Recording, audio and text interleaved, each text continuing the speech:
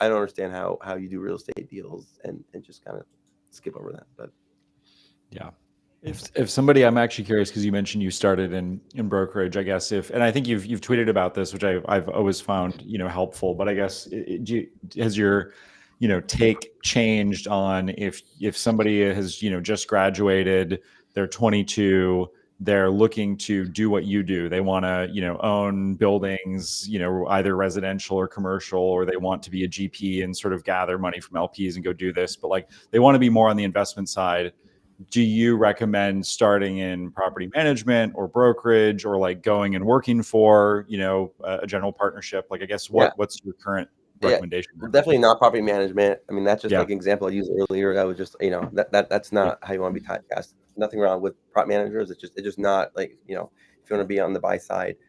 Look, my hack, which was again by accident, is without knowing, I was 22 years old and I got a job working for this broker, and I didn't realize he is one of the top strip mall brokers in the entire Bay Area. He's just really really good at it, and so the hack is go work directly underneath someone who's like freaking like top 0.01%. Whether it's a developer, a debt fund manager, a contractor, a broker, whatever it is, top 5% isn't good enough. Real estate is really, really, really, I could say really 95 times hard.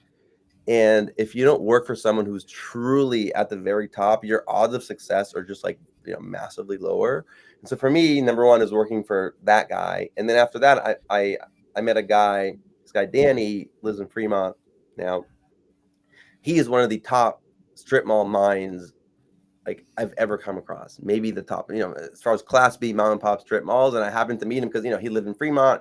He responded to a mailer that I sent out to owners. Hey, I just sold this. I met him, and he was like freaking Steph Curry genius. It's insane how good this guy is. He's not educated. He doesn't have an. He's just like it's just him. And he sees a strip mall. He's like, I'll do this, move that tenant. But I just spent hours talking to him when in my early mid 20s, just because I he was so and so I learned from someone who was one of the best. So I don't see another way of doing it.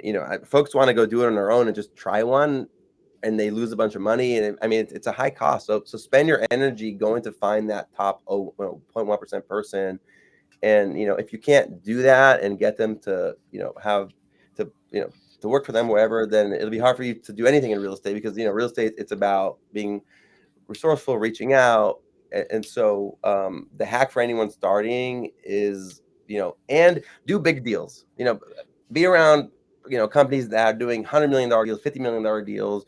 For me, the one issue, yeah, I think I'm pretty good at strip malls, but like our average buy is 6 million. Right, 60 million is the same amount of work. A lot of fund managers, are doing $60 million deals, and also when you're at a firm that's doing $5 million deals, there just isn't as much, that much money going around. And so if you are working for someone who's moving around, whether it's a debt broker, whatever it is, large deals with massive assets, like there'll just be more money going around. So it's like I focus on an expert and an asset class that has larger deals than I would say strip malls.